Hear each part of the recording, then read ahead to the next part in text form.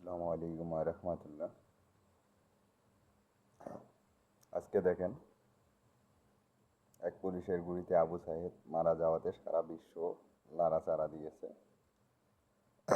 মানুষের বিবেকের দরজা খুলে গিয়েছিল। তাহলে 1 মাস আগের বাংলাদেশ কথা, এই কি পার্থক্য?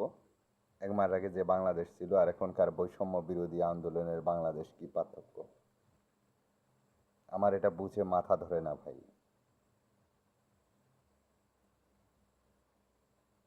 একটি ছেলে মেরেই যদি ফেলবি, তে মেরে ফেল, খাওয়ানোর কি দরকার ছিল? তাকে ভাত যত্ন করে খাওয়াইয়ে বা মেরে ফেলারই কি দরকার ছিল? আসলে আপনি একটা জিনিস চিন্তা করে দেখেন তো ভাই, বাংলাদেশের 71-এর মুক্তিযোদ্ধা যারা, 71-এ মুক্তিযুদ্ধ করে এই দেশ যারা এনেছিল, তারা কি এত বড় শিক্ষিত ছিল? মনে হয় না। তারা 30 লক্ষ মানুষের পাহাড় মারিয়ে যে দেশ স্বাধীন করে এনেছিল, তাহলে এই এক এক মাস ব্যবধান, 1 মাসে একজন ফ্যাসিস্ট সরকার দেশে থেকে বিদায়। ফ্যাসিস্ট সরকারই ভালো ছিল, তার আমলে সেটা মানাইতো। কিন্তু এখন যে বৈষম্য বিরোধী আন্দোলন করে ফ্যাসিস্ট সরকারকে মুক্ত করে আজকে এই বাংলাদেশে আবার একটা কি ঘটনা ভাই ঘটাইলেন, সেটা ভাতের জন্য। সে পাগল মানলাম, সে বুঝলাম যে একজন ব্রেনের সমস্যা, আপনি একটা মানুষ দেখলেই বোঝা যায়, তাই বলে তাকে মেরে ফেলবেন? ঢাকা বিশ্ববিদ্যালয়ে আমরা ছেলেদেরকে পাঠাই উচ্চ শিক্ষার শিক্ষিত হওয়ার জন্য। সেখানে আর মনে হয় না কোনো বিবেকবান মানুষ ঢাকা ইউনিভার্সিটিতে ভর্তি করবে বাচ্চা কাচ্চা, যে বর্তমান দেশের পরিস্থিতি শুরু হয়ে গেছে।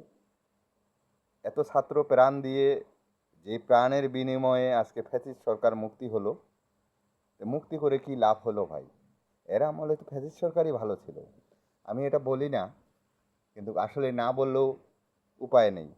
এক আবু সাইদের বুকে যখন রংপুরে গুলি লাগে, তখন সারা দেশব্যাপী টলমল করে সারা দেশের মানুষ মাঠে নেমে এসেছিল ছাত্রদের পাশে।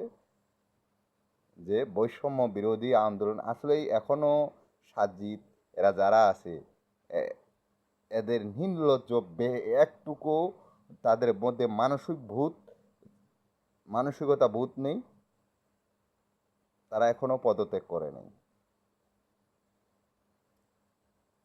আসলে বাংলাদেশটা এমন একটা দেশ না, এটা যে একবার ক্ষমতাতে যায়, একটু ক্ষমতা পায়, সে ক্ষমতা যদি লাশের পাহাড় মেরেও যদি ক্ষমতা রাখতে হয়, তারা এটাই করবে। আমরা ভুলে যাই মাঝে মধ্যে। আমি আবারও বলবো, 30 লক্ষ মানুষের পাহাড় মানিয়ে যে দেশ স্বাধীন 71-এ হয়েছিল, 71-এর আজকে যে মর্মান্তিক ঘটনাটা, ছেলেকে ভাত দিয়ে মেরে ফেলা হলো পাথরঘাটার, তার বাবা নেই, মা নেই, ভাই নেই। তে আমার মনে হয় যে এইভাবে মনে হয় পাকিস্তানি হানাদাররাও এইভাবে মারে না মানুষকে, ভাত খাওয়ায়। তাহলে পাকিস্তানি হানাদারেরাও যদি এইভাবে না মারে থাকে, তাহলে ঢাকা বিশ্ববিদ্যালয়ের ছাত্ররা কিভাবে? আপনার ভাই, আমার ভাই একজন পাগল, একজন সেন্টিমেন্ট হারা, হ্যাঁ, সে তার যদি সচেষ্ট জ্ঞান থাকতো, তাহলে তো ওই ভাত খেয়ে মেরে ফেলার আমরা এটা তীব্র নিন্দা জানাই। আসুন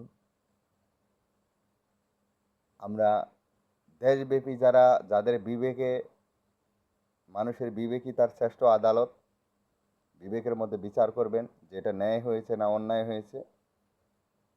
আপনারা এই ভিডিওটা অন্তপক্ষ বেশি বেশি করে কমেন্ট করবেন, শেয়ার করবেন, যেন এটা আরও মানুষের কাছে পৌঁছতে পারে। আমার যেহেতু ফ্যান ফলোয়ার ভাইরা আছেন, আমি একটু ছোট্ট ইউজার, আমি বিনোদনভাবে অনুরোধ করব এই ভিডিওটা যেন আপনারা সর্বোচ্চ শেয়ার করেন, মানুষকে দেখার সুযোগ করে দেন।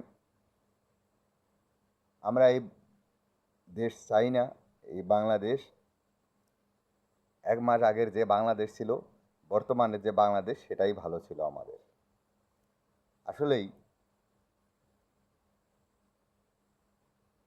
আবারও না বলে, এক একটা নেতার এক একটা বৈশিষ্ট্য আছে। ছাত্রর হাতে কেন অস্ত্র থাকবে? ছাত্রর হাতে থাকবে কলম। তারাই দেশের মন্ত্রী হবে, প্রেসিডেন্ট হবে।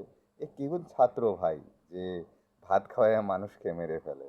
আপনার যদি একজন সচেতন বিবেকবান মানুষ হয়ে থাকেন, একটু জ্ঞান থাকে, তাহলে আপনারা একটু এই মাথার মস্তিষ্ককে বিবেকের সাথে লাড়া দিবেন যে এই যে ঘটনাটা হয়েছে, এটা ফাঁসি, আমরা অ্যাকচুয়ালি ফাঁসি যাব, যাতে এরকম ঘটনা আর বাংলাদেশে নজিরবিহীন ঘটনা না ঘটে।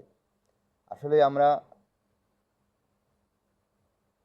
বর্তমান মোবাইলটা খুললেই এই অবস্থান, এই ভিডিওটা তুলপাড় খাচ্ছে। শুধু আমরা না, যারা মোবাইল চালাচ্ছেন তারাও দেখতেছেন। আসলে ভাই, আসুন, এটা নিয়ে আমরা তীব্র নিন্দা এবং প্রতিবাদ জানাই। যারা এদের সাথে জড়িত তাদেরকে আইনের আওতায় এনে উচিত বিচার করে এই দেশে যাতে আর এই ঘটনা না হয় সেটা নিষ্পত্তি করে দেন, নিষ্পত্তি যেন হয়। আসসালামু আলাইকুম রহমতুল্লাহ। আল্লাহ হাফেজ। জিন্দাবাদ।